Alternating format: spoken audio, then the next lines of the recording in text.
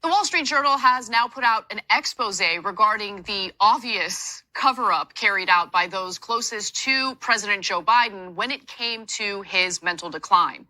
Now, there are a lot of details here. I'm going to try to get to all of the highlights, or at least as many of them as I can, starting with the fact that there were already massive red flags in regard to President Joe Biden's mental decline early on in the beginning months of his administration.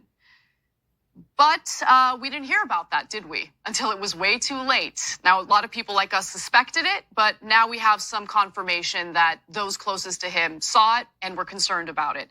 Administration officials noticed that the president became tired if meetings went long and would make mistakes. They issued a directive to some powerful lawmakers and allies seeking one-on-one time. The exchanges should be short and focused.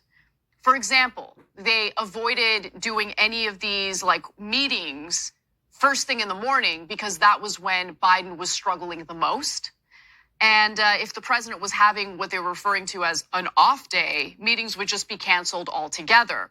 If it holds near and dear to you that you like to be able to, anyway, we're going to get a lot done.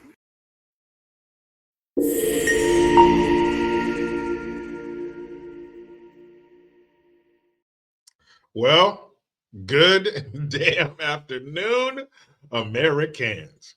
Jericho Green here with you once again. Give me a follow on X at Green_Jericho. Like and subscribe here. Like and subscribe to Green's House and make sure you get yourself some merch. So you saw that, and we've seen many moments like that from Sloppy Joe on the campaign trail for 2020 during his presidency. Pick a place, pick a time, pick a country. It happened. But this is no shit moment number 3. First, it was the report that came out about the sweet and sour sniffles. No shit. We knew all of that. We were telling you that. We were shouted down. We were shunned. We were blocked. We were banned. We were abandoned. And then they come out with a report 4 years later. Oh, yeah, you were right. The report they released from the J6 committee. Yeah, no shit. There were informants. There were feds on the property. It was a glorified field trip. Were there some knuckleheads? Yeah, but were those knuckleheads one of us? Or were they one of them? And now this. White House aides are confirming that Sloppy Joe was just as sloppy as we thought he was. They are who we thought they were. Yeah, we know that. We heard him speak or try to. We saw him fall. We saw him fall over. We saw him trip over things. We saw him shake phantom hands. We saw him confused by the simple situation of which way do I exit stage? He shit himself, both literally and figuratively. He's had Ku Klux Klan members pull their tits out on the lawn of the White House. They found coke in his White House. We've heard racist things. We've heard stupid things. We've heard things that we've never heard before. We've heard gibberish that we couldn't understand. He asked, you guys, he asked where a dead lady was because he didn't see her in the crowd. Okay. Well, that don't tell you. But now they're releasing this bombshell report that Sloppy Joe is indeed sloppy. White House aides are now describing Biden as weary, older, moody, fragile, after years of insisting he could run for a second term. The Wall Street Journal has this headline: how the White House functioned with a diminished Biden in charge. Quote, presidents always have gatekeepers, but in Biden's case, the walls around him were higher and the controls greater. That's according to Democratic lawmakers, donors, and aides who worked for Biden and other administrations. There were limits over who Biden spoke with, limits on what they said to him, and limits around the sources of information he consumed.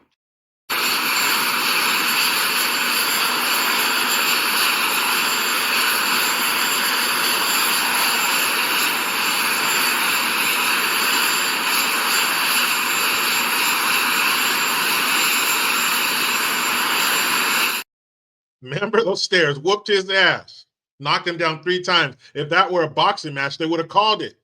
You would have seen the referee get between him and the opponent, in this case, him and the stairs, and wave his hands like this. It's over. He knocked him down 3 times. You heard what that report said. The walls are a little bit higher. They have the guardrails up. Keep the meeting short. Keep them early in the day. Stay on point. His mind wanders. Remember, his cranium is full of Quaker Oats oatmeal. So treat him as such. Nothing too early. In the morning, you got to give him, he's like a lizard. Early in the morning, he has to find a rock to lay on so he could warm up and come up to temperature to 98.6 degrees. You can't hit him with too much shit right out of bed. His brain is still in a fog, still cobwebs. What is it? That's why you saw him with that pamphlet that listed who's in the room, what reporters are there, who they work for, and what they're going to ask you. Because if it were anything less than that, his brain couldn't handle it. Anything less would be uncivilized. It had to be that detailed. It had to be that mapped out. When he would say things like, I have to go. They don't want me to stay here. They don't want me to say this. That was real. That filter was gone. Something happens. I'm no doctor. I don't even own a white coat. But I have to imagine that something is diminished. Something happens when they take the top of your dome off and your brain is exposed twice. Something has to happen. They're telling us one thing, and they were also a part of the big lie. They were telling us that he's one thing. Remember? Oh, man, you should see him.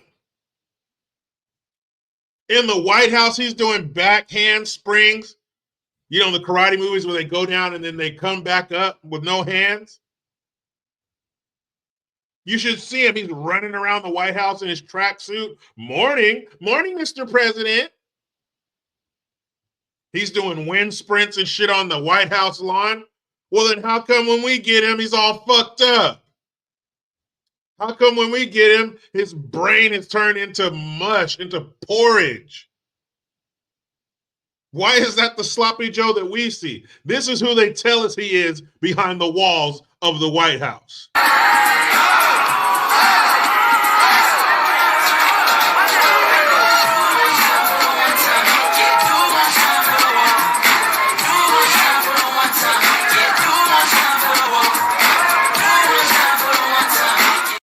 Get it, Sloppy Joe? That's who he is in the White House. This is who we get. I've fallen, and I can't get up. We're sending help immediately, Mrs. Fletcher. We're sending help immediately, Mr. Biden. How come that's who we get? They get Jack LaLanne. We get Stephen Hawking. How is that? How is there such a gap? How is there such a difference? No, how is there such a chasm between the Sloppy Joe that we get and the Sloppy Joe that they get? The mystical Sloppy Joe that they tell us exists deep inside the forest of the White House. Well, we never see that Sloppy Joe. We see the, never mind. Yeah, well, you know, the poor kids are just as smart as the white kids. What's that? Yeah, where's so-and-so? How come she's not here? Sir, she died 2 months ago in a car accident. Oh, okay. Still, where is she? Huh? So there's no way in the world that the Sloppy Joe you tell us exists inside the White House is the same guy that comes outside. No way. The Sloppy Joe that we know is the same one that they're copping to now. And this is just no shit part 3. We knew that. Our eyes work, our ears work. We have elderly people in our families. We've had elderly people in our life with dementia, with dementias and onset senility. We've seen it. I've seen this before. I've seen these movements. I've heard this kind of talk before. We're not stupid. You guys are. We didn't fall for this shit. Now, are there people out there who are genuinely shocked? Like, wait a minute, what? White House aide said what? Come on. There's nobody who's seen this fool give a speech or stumble through one, whatever you want to call it. There's no one who's seen him speak for more than 30 seconds and is shocked to hear that, yeah, he was falling apart mentally and physically from day one. No shit. Meet me in the comments, people. And what's going to be next? What's going to be no shit part 4? What's going to be no shit volume 4? What report are they going to drop now? What bombshell is going to be raining down on us now that we already knew? You know how it goes. January 20th, hurry up. I try to be done with the left, but they just won't let me. I'm out.